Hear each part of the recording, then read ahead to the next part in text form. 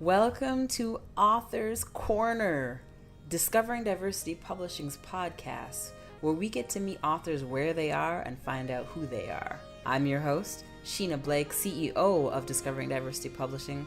I'm pumped. Let's just get started. Welcome back to Author's Corner podcast from DDP. I am Sheena Blake from DDP. I'm sitting here with Emma Pink, author of It's Going to Be a Really Good Day. Hi, Emma. Hello. So, can you tell us a little bit about your work? Because I want to say your book, but I also recognize that we're about to have a live painting here while we're doing a podcast. So, tell us about your work and who you are. Yeah. Well, first of all, my book is all about my journey with bipolar disorder, but it's also my journey for self-love. And throughout that journey of self-love, I've found a love for creativity and how it's helped me, through the hard times and through the good times. And I'm kind of combining the two and really using art as an expression of my self-love and using it as a visual. So my whole idea, I call it conquering or crazy, is using visual to see your emotions and being able to, angry is a red spot. So what can I do to make that better? I can add a little bit of white, make it pink, and I almost feel better instantly. So it's using creativity and visual to really, Come back to center. Yeah, come back to center, yeah. I love that. Yeah. So I've personally known Emma for a very, very long time, since she was a little girl, and she really is as powerful as she sounds. So can you tell them more about your book, where they can get it, and what they need to expect when they're reading this? Who should be buying? Okay, I have too many questions. Okay, go ahead. So what was the first question? The question is, first question is who should buy your book? Well, it's not a matter of who, but I think it's a matter of your interest. I don't think it's really categorized for anybody. I think my book is very general. I know it talks about mental health and my bipolar disorder, but you can also relate it to a lot more other things than just mental health and, everything. Like I said, is a journey for self-love. So you can relate it to everything along everything. So. Okay. I actually didn't mention yet, thank you so much, perfect timing, that we are sitting here in Street Shack on 647 Queen Street. They have just brought us what looks like maybe some fish, some fried fish. I mean, I know, but it's something.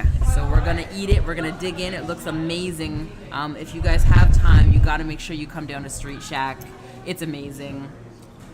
Okay, so Emma doesn't want to eat now, so I'm going to just dig in. But we're going to get started. One of the things that I want to add to this is that, after reading Emma's book, I have to say that it's also for anyone who is dealing with mental health or living with someone dealing with mental health. Yeah. So it's for everyone. Well, yeah, especially someone who's living the caretakers, because as you read my book, you find that my mom was very involved with me and my journey with bipolar, and it played a role on her as well. And it was only not the impact I had on her, but the impact that she had on me. So, yeah, it's a definitely diverse book in that way, where you learn both the journey of the person and the journey of the caretakers as well. Mm-hmm. My mouth full of food. So yummy. It is delicious. Mm-hmm. I'm just gonna eat this later if I savor some. Okay, so like we do for all 10-10-10, because that's what we're celebrating right now. 10 authors, 10 locations, 10 days in July. You are day 8. How are you feeling about that, by the way? Super excited. Yeah? Yeah. Can't contain my excited. I love to hear that very, very much. It's pretty awesome. It is super cool. It was great. It's been really awesome, and I'm really, really, really glad you're here today. Yeah, me too. So, the tradition has been that every podcast I've sort of told a story. Yeah.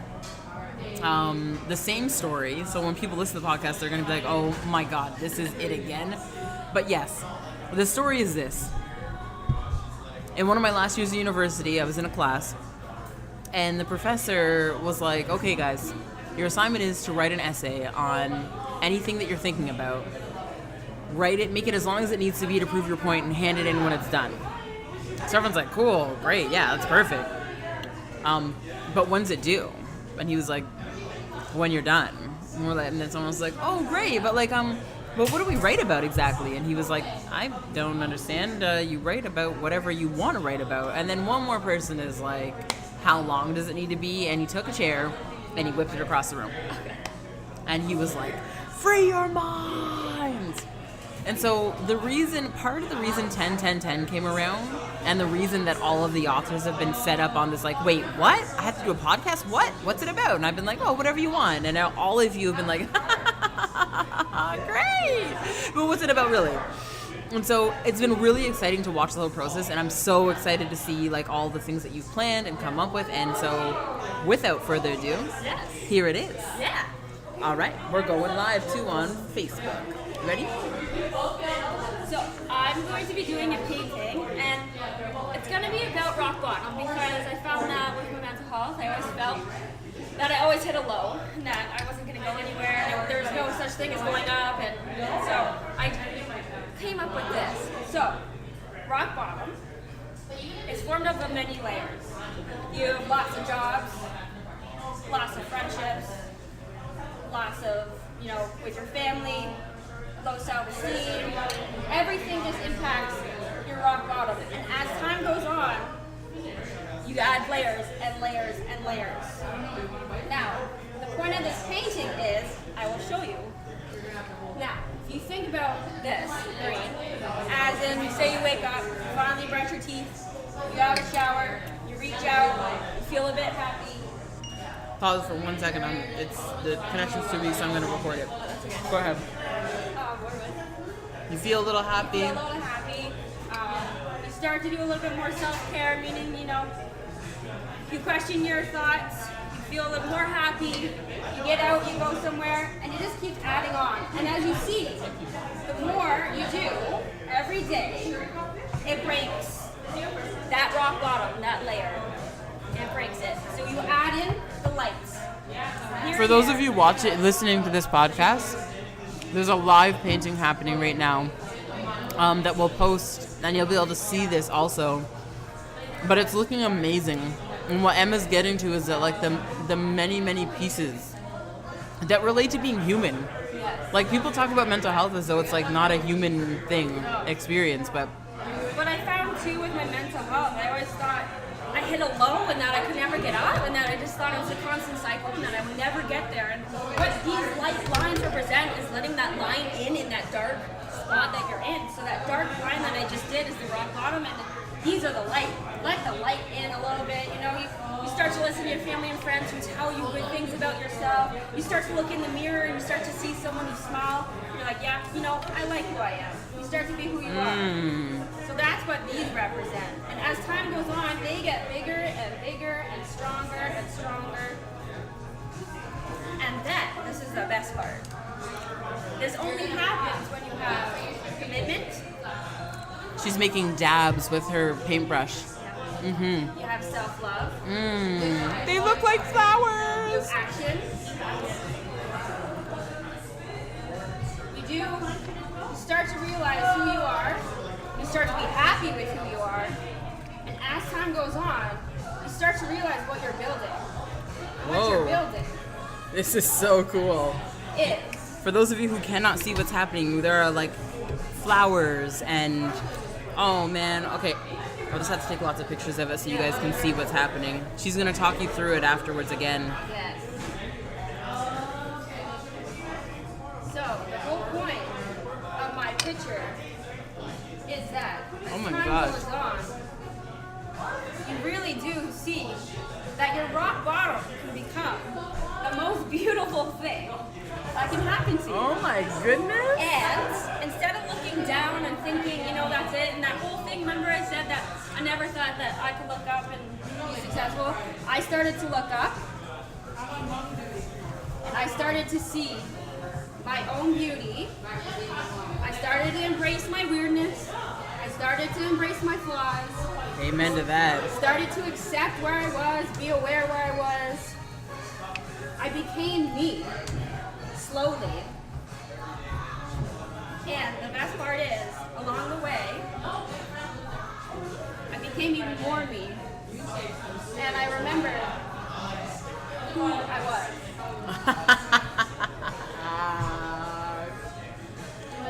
Okay, guys, on the podcast, what you're not witnessing is that Emma just did a picture about rock bottom. Can you talk us through this? Like, talk us all the way through this. Where's my book? Can you pass it? Yeah. And let's tilt this up. Oh, the other one. Yeah, so my painting, like I said, is a representation of rock bottom because we always think in this world that negative stigma, that the negative beliefs that we have are the worst things, but I'm that kind of person that takes the negative and makes it into the most best positive thing in the entire world and the best thing for you. So what I painted was I started out with really dark lines at the bottom, and that represents the layers of your rock bottom. So what I mean by that is things like failed friendships, failed relationships, my diagnosis. I really hit a rock bottom. What did that look like? Right? What was that day like?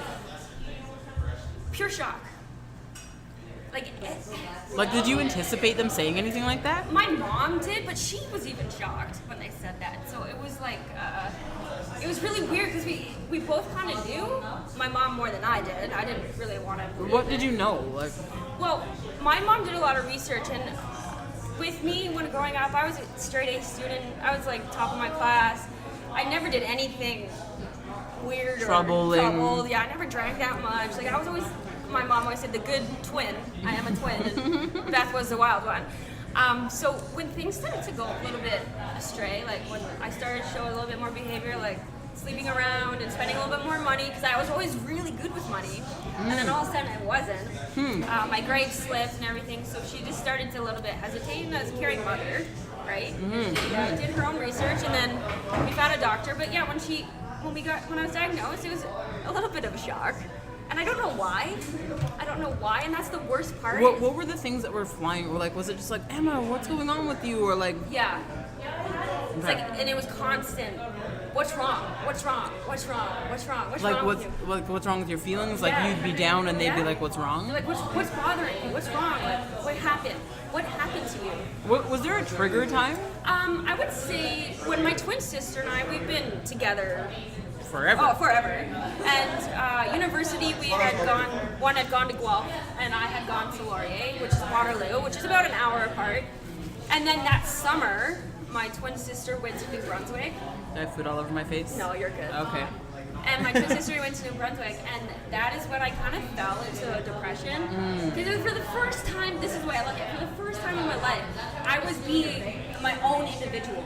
Like for the first time in your entire life? My entire life. Because we had the same classes all through public school, all through oh my gosh. high school. So, you guys were in the same classes too? Yeah, Beth and I did. We had the same friends. We dated best friends, so we were always together. Wow. Like, so when she left, it was kind of like, all right, Emma, you're your own person. And I fell into depression because I was kind of scared, first off. I was kind of lost. And I wanted Beth around. So it was kind of a trigger. And then they had put me on medication. And that's what spiked me into mania. Because sometimes antidepressants can do that. So first the diagnosis was depression? Yeah. Wow. Which is usually. Oh, right? okay. Yeah, so they usually put you on an antidepressant. And then, like I said, sometimes it spikes you into mania. And so I've never heard that. Yeah. So that's I can't take antidepressants. Because that's what happens. Because it pushes you to... It pushes me to... Because antidepressants kind of lift you up. And I don't need any more lift. I don't know if you know me, I'm a little more excited than the most human being. So... Wow, yeah. I've never heard that before. Yeah. Yeah, so that's what happened. And so throughout the time, like I said, diagnosis was part of my rock bottom because I thought I had failed. I thought I failed as a human. What did you fail though? Like what was the thinking? I thought since I was diagnosed with bipolar, I would not be able to be successful. That I would not be able to be anything, that my states would always control me, that I would not be able to finish school, that I could not have a successful job, that I would just not be good. I thought I failed. I actually think that, like as a mother of children who deal with mental health stuff, like the feeling certainly like crossed my mind at some point. Yeah. Really, until I read your book, to be honest with you. Yeah. It's really interesting. So it's overwhelming. it is overwhelming. So that's part of the painting. Is one of the part of the rock bottom. Actually, a big part was being diagnosed, and that's also part of my book is saying that your diagnosis, such as bipolar, should not stop you. It should ignite you. It should embrace you. It should push you to be a better person. It should help you find who you are. Like I said, who gets that label that describes exactly who they are? Like, I was diagnosed bipolar, and so that explained I have lots of ups and downs. So I was like, all right. So now I know who I am. So now I know I have a bit of understanding of I go up, I go down. So how long was the process to figuring out like that you actually needed to be, had an opportunity to be enlightened by this and empowered? 6 years. Whoa. 6 years. And it was 2 years before I got to this point. It's a lot of work, and it's a lot of fighting your own beliefs, because a lot of the time too, people who have depression, or especially me who had depression, I had these deep fears and these deep beliefs, and anything. Like what? Can you share them with us? One of them was a fear of abandonment, that I'm not worth it for anybody, that I wasn't good enough. That's my biggest one, for sure. And that's a hard fear to let go of. Yeah, and with my family, you'll read in my book that my mom is very, as much as she's very supportive, she does, that was my big trigger with her, is that I didn't feel worth it because she saw so much in me and I didn't see it. Oh, right? And so you kept feeling like you weren't meeting her expectations. Yes, exactly. And that's another thing, expectations. My expectations for myself, I had way too high for where I was. Okay, so then, you know that typical thing that's like, you gotta set high expectations for things, or like, it's like, I don't know where to go with this. Yeah. So what is your take on that? Because people talk about that all the time. Well, life's all about balance. So what I mean by that is you can have expectations, but don't live too closely by them. I mean, I'm not saying I don't have any expectations for myself. I mean, even when you go out in public, I expect that I'm, proper mannered, that this. But if I get a little crazy, then I get a little crazy. I'm not going to get mad at myself, right? It's boundaries. So as soon as expectations set boundaries, then that's where failure and that's where that feeling of not worth it comes in. And so have expectations, but understand that you might not meet them at the same time, right? So it's unlike backup plans. Yeah, but it's like the whole routine thing. I argue this with my mother all the time. She always said to me, Emma, routine is so good for you. It's so good for you and your mental health. My mom says that all the time. And this is my take on it. I totally agree. Yes, routine is good. But what happens if I wake up and my routine is shot? What happens to me then? What happens to me then? What happens if I lose my job and all of a sudden I have nothing? Oh, no. So, yes, have a routine. Get up, have a coffee, get your day going, listen to motivation videos. Whatever your really thing works for is. you. But again, don't live too closely to that plan of your routine. And be okay with if something happens. Right? And I've been saying this to a lot of people. I said, life has a lot of general themes, I call them. You can relate. Actually, this is a secret I don't tell anybody, but I'm going to tell you guys because you guys are special. I read a lot of business books for life. Mm-hmm. So a lot of tips they give for businesses, you can use for life. For real life? For real life. Like what? I just read the book called Power of Pro, and it's about living literally with no money, and it talks about starting a business with $5 in your pocket, but it's talking about using your resources, so why not use that to your life? Okay, I have no money, but I can use my resources, so something like mental health, I can go to CAMH down the road, I can go to SHIP, I can find my resources and use that. So, yeah. Keep going, I'm listening to you. Yeah, so it's the whole using business as a way, there's just so many journal themes to life, Failure is success, keep going through the hard times. Yeah, it's gonna be shitty sometimes. Yeah, it's like a real life. And the worst part is, people used to say to me, especially people who know me, I wrote a book, and I write about my good times in there and my hard times, but people think since I wrote the book, I'm good. I'm healed, I'm fixed. Oh. And so when I have hard times, people are always constantly like, well, you just wrote a book saying all this stuff, and I was like, yeah, but I'm human. I'm still a person. I'm gonna slip. I'm gonna have moments of. Did you anticipate that people would have these kind of comments? No, it's been really weird. Like what kinds of things? Okay, so maybe explain a little bit more about the book, just so people can have an understanding. So my book is pretty, like, it's a lot about my own personal life, and I go pretty deep into it. So I'm very vulnerable, pretty open about a lot of things. I don't think my dad read it because I'm pretty open about certain things.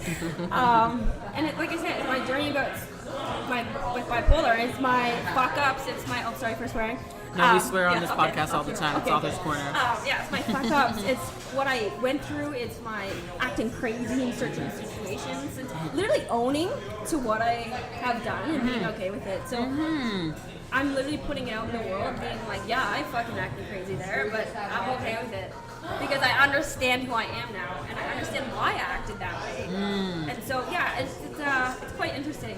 Actually, my ex-boyfriend read that book, and I gave it to him because I wanted him to understand kind of like what we had gone through. And last weekend was Blues and Jazz Festival, and he had shown his book to my current new dude, and he was like, oh, watch out, she's crazy. But here she wrote a book. And I was like, all right, well that works. And I was like, but at the same time, like, people will call me crazy. People will say things about me. People call everybody crazy, especially women. But I'm just so comfortable in being like, yeah, but I own up to every single thing I did. You know what I mean? And it doesn't mean that I won't do it again. But no, exactly. But here's the thing: is that like everybody does crazy shit. Oh, yes. Oh, thank you. Water. Yes. These are delicious, by the way. Nice. Emma hasn't even touched it, so I'm doing my best to sit back. I'm talking. Chatty box. That was Toni, owner of Street Shack, bringing us more water and more food. We have like maybe barbecue jerk chicken wings, fish fritters, and some kind of sweet something at the bottom, and it's wonderful. So,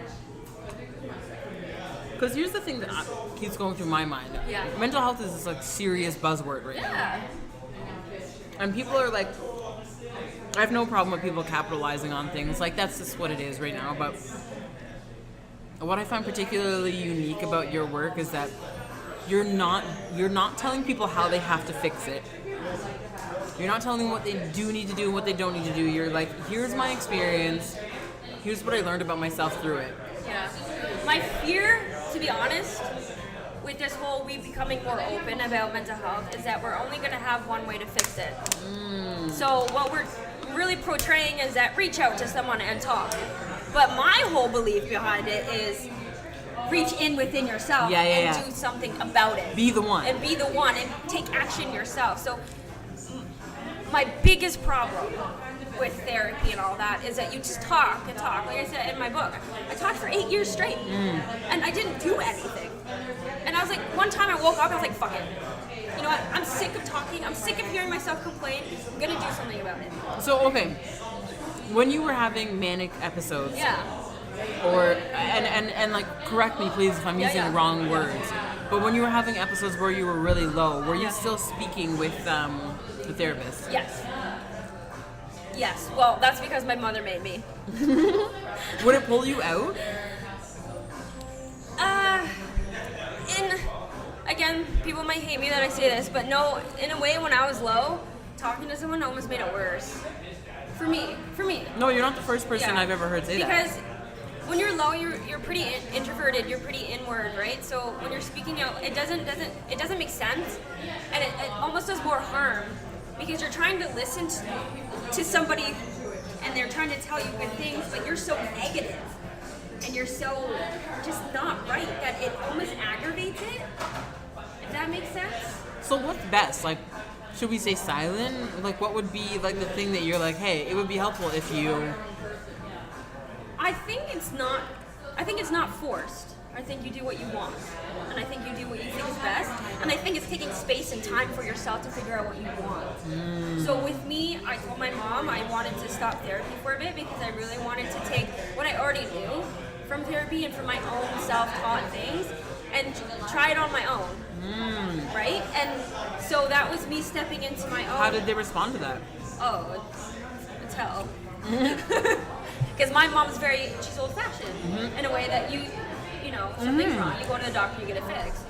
But there's no quick fix. And that's the whole point of my book, is that mental health isn't just bipolar. It's a lot of fear. It's self-love. It's your issues with, like, abandonment, not worth it. Like, it's a lot of fear. And sometimes, have you ever heard of, like, the shadow self? Yes. Yeah. To be honest, I think a lot of that is, we hide it, right? I mean, you have that shadow within us. And sometimes when we talk to someone like a therapist, we push it further.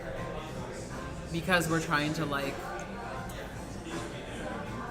okay, I'm just trying to sit with it, because you're like the third person this week I've heard say, like, talking to the therapist makes me feel shittier. Yeah. I don't feel better. And in a way, that's like a good thing, right? Like sometimes you yeah, have like to go through shitty. Yeah. Like, and that's fine. But I said, thank you for mentioning that. Yeah, that's important. Yeah, but before you make any decision, you make it for yourself. So if you want therapy, if you want to talk to someone, then reach out to someone that you think is comfortable. Don't take anybody's advice. Don't tell them about advice, Emma. Tell them. Oh, yeah. Oh man. Advice, eh? I say in my book, I like to collect advice. I like to listen. I never react back to people. If they have advice, that's not like nod my head, okay. I never used to do that. I used to react, but now I'm like, okay. Like what? How would you react before? I used to like react in the way that I had to do what their advice was. And then I would be uncomfortable in myself. Like, tell me what you mean. So my mom's advice, I have to bring back to my mom. She's the biggest problem that I had with this mental health, but her advice, like you said, you should go to the doctor. Something's wrong with you. You need to, talk it out. And I'm like, all right, I'll do it. But deep down, I knew I didn't want to do it. So then I would get more aggravated. I'd get more upset. I push it down when I go to therapy. I wouldn't be honest. I would just say what I think is. So then, like, the inside of you, like, that core part is like, and I'm dying. So that's why it's like, it took me 6 years to finally get to a point where I was like, all right, so this is like within me. This isn't anybody else except for me. It's like, the thought is overwhelming, because, like, right now in 2017, we're at this place where mental health is like this big scary thing, and like it's really real, and like so many people live with mental health. And so now, like, hearing you say that, like, as big as it is, it's also like, well, one, everyone lives with it because everyone has those feelings.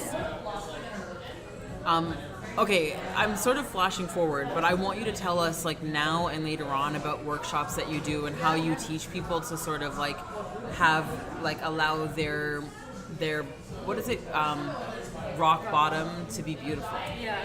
Can you just tell us a little? I'm gonna make you tell us again, but, like, Yeah. I like hearing it. What I did with the painting? Well, like, and, like, workshops that you provide. Yeah. So the workshops I do, they're called Concrete Crazy.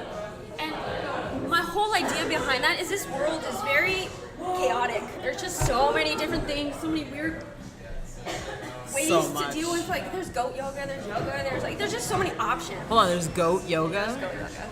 But, like, there's just so many, as I call it, lifestyles, right? And the problem, too, that I find with people who have mental health is they go from having nothing to having a new lifestyle. So they go from being depressed to being totally into yoga, or being depressed totally into holistic eating, or being depressed totally into this. And I'm guilty of it too. I think everyone is. Yeah, and I like, think we it's jump bad. into this lifestyle so we can be like, I'm totally different now. I know, but is that masking more true feelings? So my whole, do you know what I mean? Like, I do know what you mean. Am I going into yoga to be like, oh, I'm okay, and am I pushing actually my fears further? So my whole idea behind my workshop is literally using visualization. So my favorite one is, like, drawing your emotions.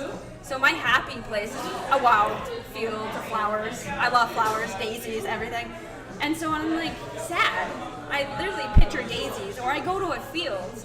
And it's not a lifestyle. It's literally just submerging myself into a thought. Your mind creates your reality.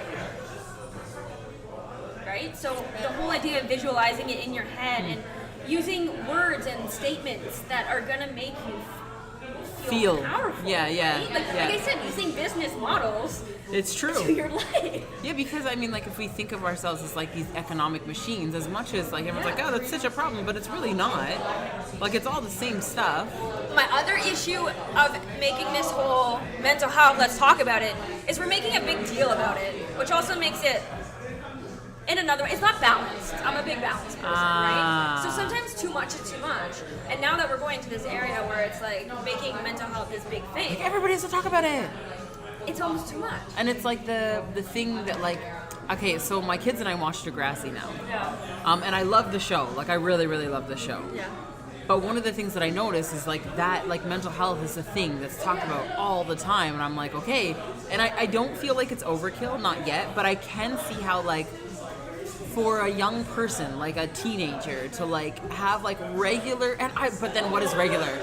Like we just, in my day, no one talked about mental health. Like it wasn't a thing. Like it wasn't something anybody talked about. Even when ADHD started like people talking about it, it still was like a hush hush, give them pills and like keep it moving. Yeah. So now like, you know, I'm hearing you talk about this and like finding a balance is like, it sounds like the key, but like, I wonder if the balance has to come from like when it's like, because it was not talked about at all, and now it's going to be talked about too much, and then I'm hoping that in like 10 years there'll be some sort of happy medium. You're like, we got to get there faster. I just, why is it a big deal? Like, why do people make mental health a big deal? So what? Like that, and I don't. That's what I mean. Like, why do we? Like, what do you mean? Like, okay, so like if someone's like, like I have ADHD, I can't do that. Like, is that what you mean, or do you mean like? I don't know why. Like, when it's such a big secret. Like everyone is fighting it. Like, why is it so shameful? Yeah. Why is it so?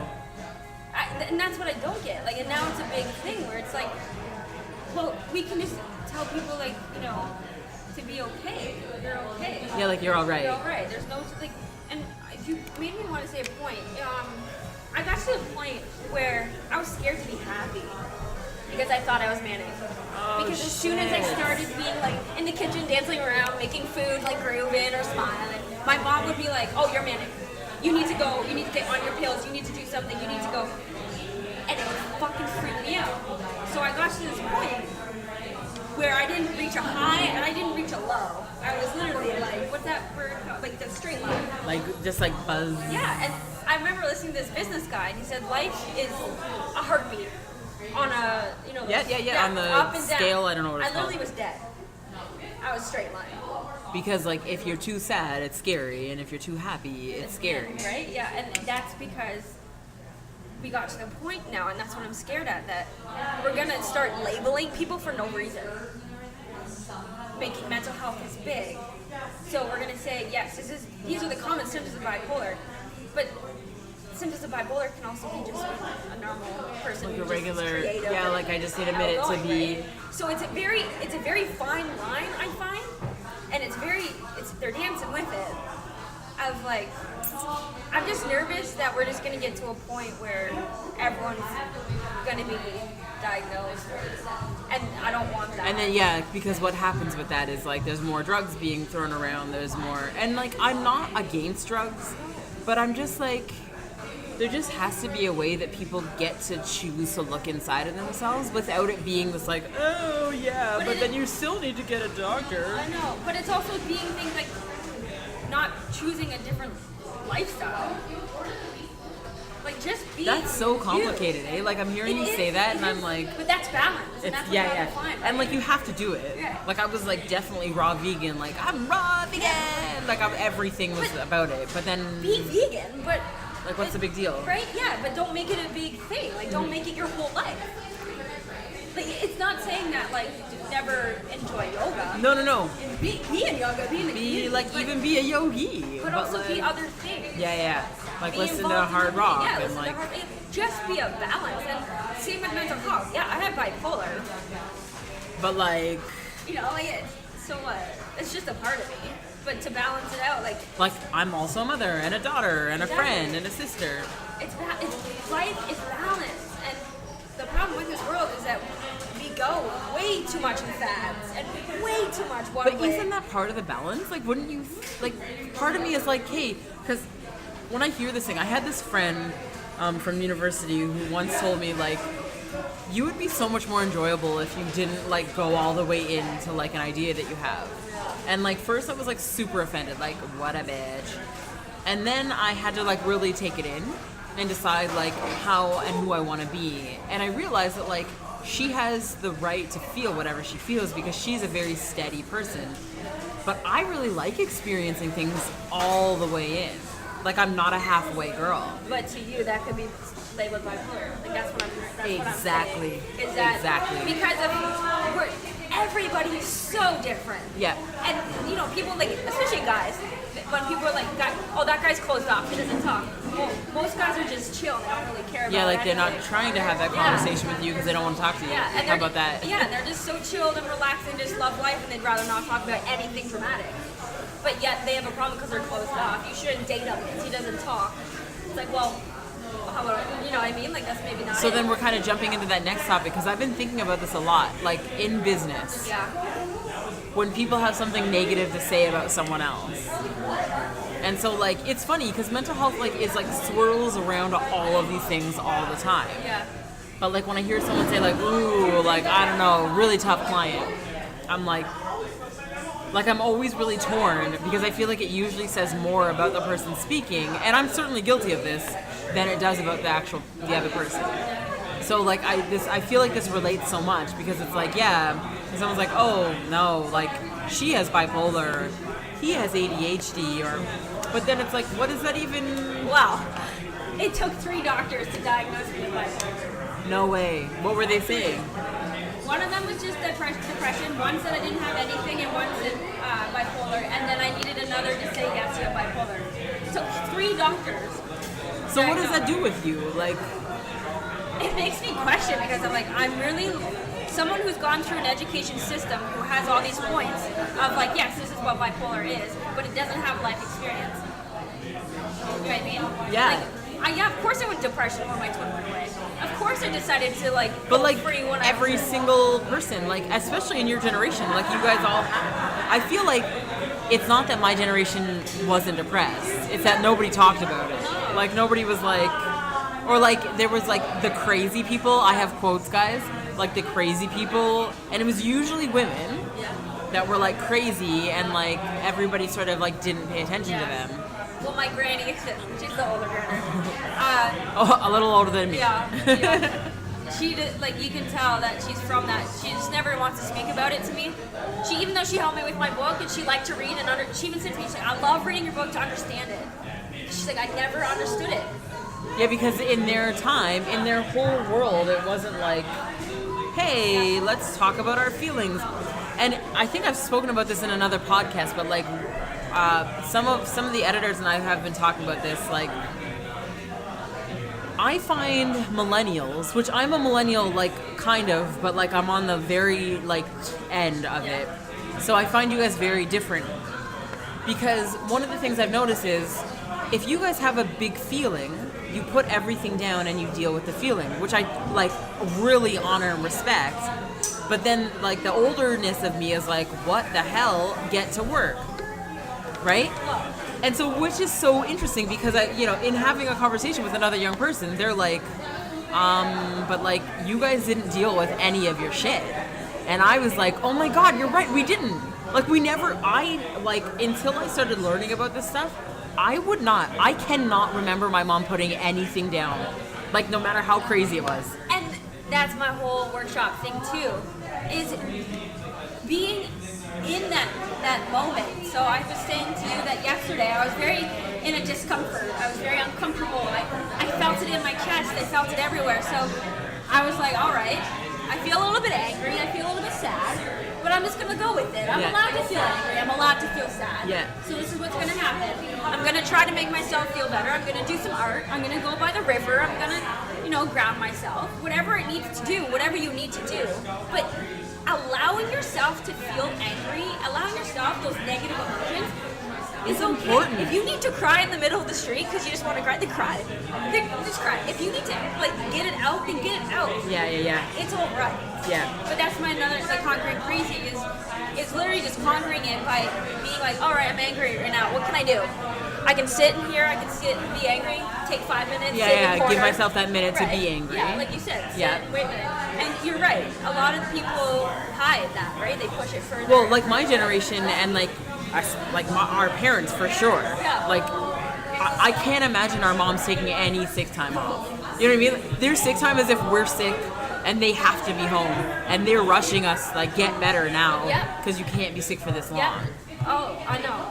It's good though. It is good. And before talking about the whole huge idea of mental health, I think that should be the next step before we make it mental health big.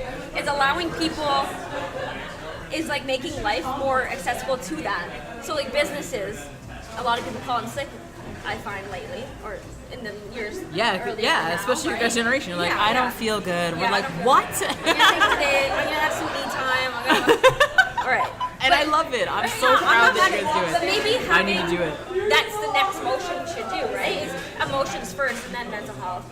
Because mental health is so. You know what I mean? No, I know what you're saying. Like Steps the steps before it's like this big thing. And then It's like, mental hey, health. but like And maybe that's you balance. actually just take a minute to be Yeah. yourself, Yeah. have this feeling. Yeah. Because what we find are like, how many shows now dispel the myth? Because when I was younger, like a therapist, it was like, whoa, like they must live a perfect life. And then we like now have all of these shows and movies that like dispel the myth of like a therapist living a perfect life and having all of this advice to give to people with mental health issues, but like really their life is equally as fucked up. And that's the thing too. Is we label people. Like, what's the Judge thing? people. Like, who cares? Like, it's so hard for me to talk about because my mind doesn't work like that. Like, I literally look at people and just like, I don't have any judgment. Yeah, well, I'll be like, don't be a dick, but don't be a right. dick, but like other than that, like, you know, live your life. Yeah. And Like, be where you are yeah, while you're exactly. there. Be if you want. Like, yeah, just be exactly who you are. But yeah, I don't know. It's an interesting topic. But my whole point of the book is looking at mental health from a different point of view, meaning that like maybe my whole problem with bipolar, the ups and downs, was because I was so not in love with who I was, and I didn't know who I was, that I allowed my emotional states to control me, because I was almost addicted to that That's feeling. deep. You might need to say that one more time. Yeah. So I was just saying that I didn't have any love, so I allowed myself to become addicted to becoming manic and depressed because I didn't have anything else. So my manic and my depression were filling that void of that self-love. So the self-love really brought me down to the state where I want to be, which is a little bit more happy than a normal person. Of course. And a little bit crazy More- depressed sometimes. But Well, but like, I think, you know, as you're saying it, I'm like, I don't think I know anyone who doesn't have really highs and really lows. Like, is there a person that exists like that? I don't know. And then when I like sometimes like I get like super arrogant and thinking like I totally don't have those, and that's actually like fucking bullshit. Yeah. Because really, what I'm finding about myself, like I try to stay very monotone. Yep. But I'm hearing you and I'm like, yeah, but sometimes things are shitty. Yeah. And sometimes things are awesome. Yeah. And so like I am doing my best to sort of tamper the feeling, because I always know that when I get crazy high and excited, I'm also gonna come down. So, but that's balance, right? And that's what I was saying about this balance of like making mental health huge. It's the steps towards mental health. So maybe let's just start talking about emotions. Like, I don't know, how billboards are being like, are you angry today? What can you do about it? I don't know. Whoa. Like, that sounds like a great Instagram campaign. Yeah, it's steps towards having the balance. And that's what balance is. It's not one or the other. It's literally steps. I really love that. And that's my picture here is Yeah. the flower stems are my steps towards my balance, and now it's a I'm balance letting the light in. picture. It's actually turned out quite well. That's really good, actually. I didn't know it was gonna turn out that good. I just made it up in the car, so. Woo! There you go, Emma. I like it. I love it. Good. So, okay, like, we could keep talking. I'm enjoying this topic very much. Oh, I could talk all night. I'm so passionate about it. Yeah. Battery is getting a little low.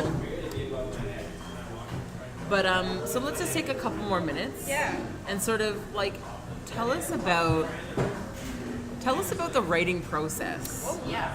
And like, did it affect you? Did it trigger you? Did it give you like episodes? Did it like? I'm a talker. I love to talk. Sometimes I talk too much. People will tell you that. They tell me that. It's great. I don't think you do. I do though. It's alright. I'm okay with it. So writing was a great way to get it down. People who didn't want to listen to it.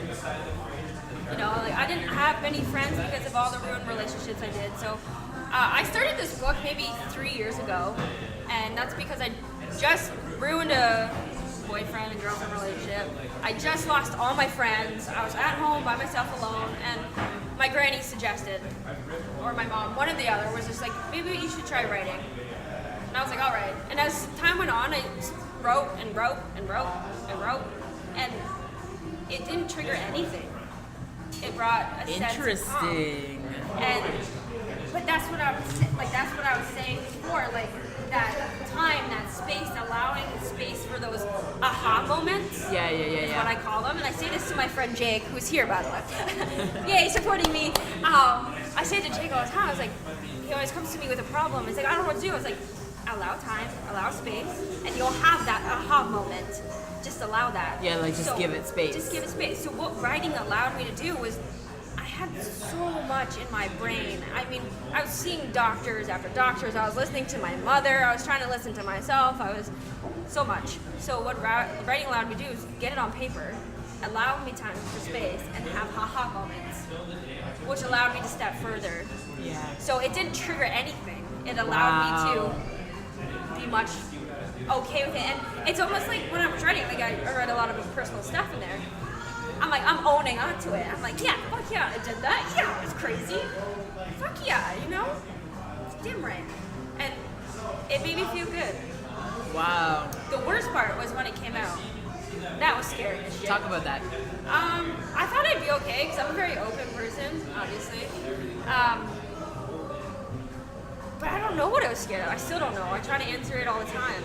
But I think it was probably because I was very vulnerable, and I think my biggest thing is I want to make sure it's good and it's impacting people the way I want it to, and that people can relate to it, and I want people to talk to me, and I want to start conversations, and I want to move it forward, and I think I have a great idea about this mental health, and I want people to be with me and start this motion, and that's I think what I'm afraid of. It's not. I don't think I'm afraid of like sharing my stories because I don't care. But I think it's more the fear that it's not going to do anything. Like you laying it all out isn't going to affect any change. Yeah. And it's not even that I want grand change. Well, this is the question because like my dad, who you guys will be hearing from on social media very shortly, which is hilarious. He's like, he really wants people to listen to their hearts. Like he literally has a kit where he like teaches people how to listen physically to their own heart, not like, oh, listen to your heart, like physically listen to it. And he says, but I just want the whole world to get it. And then he's like, but it would have to just start with one person. Like it can't start with a million people. You know Tupac? Might have heard he said? He said, he's like, I may not be the change of the world. I may not be that person that, you know, changes the whole entire world, but I may be that person that can spark that one person that does. And that stuck with me because it's true. That I want my book to be a spark. Yeah. I want people to start writing their own books. I want people to start being okay with their mental health. I want people to start posting and being excited about it and embracing it. So when Tupac said that, actually I just watched it like maybe 3 weeks ago. I was like, what? Yes! Yeah. So true. So true. Because it's true. You may not be that one person that changes, but you may be the person that sparks that idea in someone else. You may be that person that sparks their change. And that's what I want the most of that work. It's just be that one little impact for that one person. That's all for me. And then they might be the one to trigger. So then, have you heard any feedback of people saying like, you know what, that really opened me up? Yeah, I had a lot of, I can relate to this. Or I bawled my eyes out the whole time. I didn't know he went through that because a lot of people thought I was this perfect person, which is fine. I don't really like that, but they thought I was perfect, so they read all this, what I've been through, and they're like, oh my god, I did not realize. And they're like, I want to give it to my daughter, or I want to give it to my daughter's friends because I want them to read it because I can see a lot of them in you. Like, and it's not foreign. No. It's not weird. No. This is real. Yeah. Oh, everyone, like lots of people experience this in some way. But that's what my book is not just about mental health. Yes. It's about mental health. If that makes sense. Oh, that was deep. Yeah. But that's what, you know? I love you, Emma. But yeah.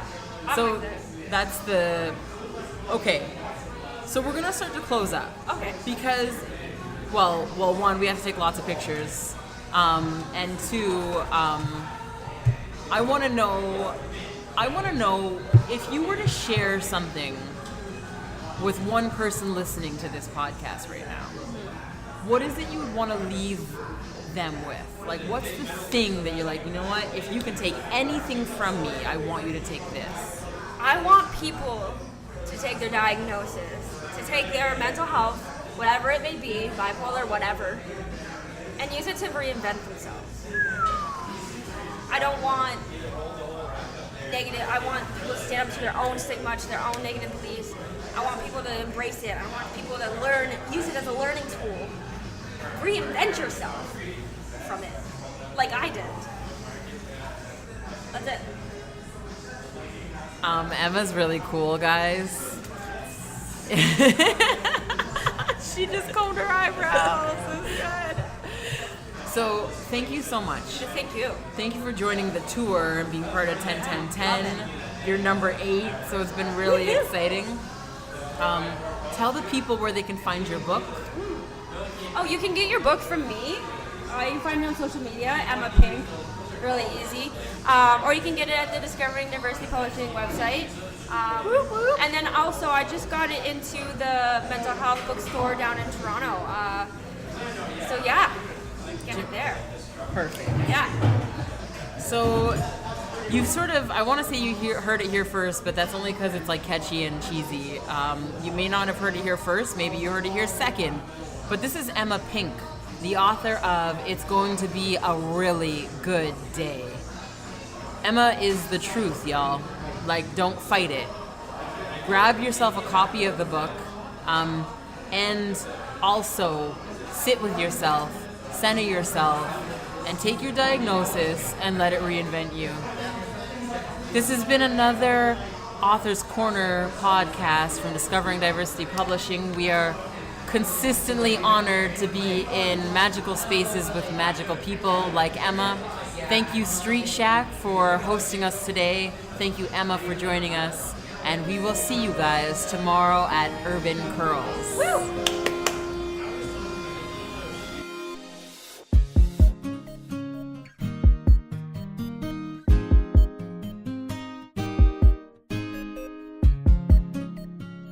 Thank you so much for listening. This has been Author's Corner, DDP's podcast.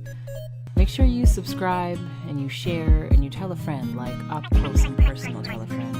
Make sure you let all of your author friends know, and if you happen to be an author, make sure you reach out.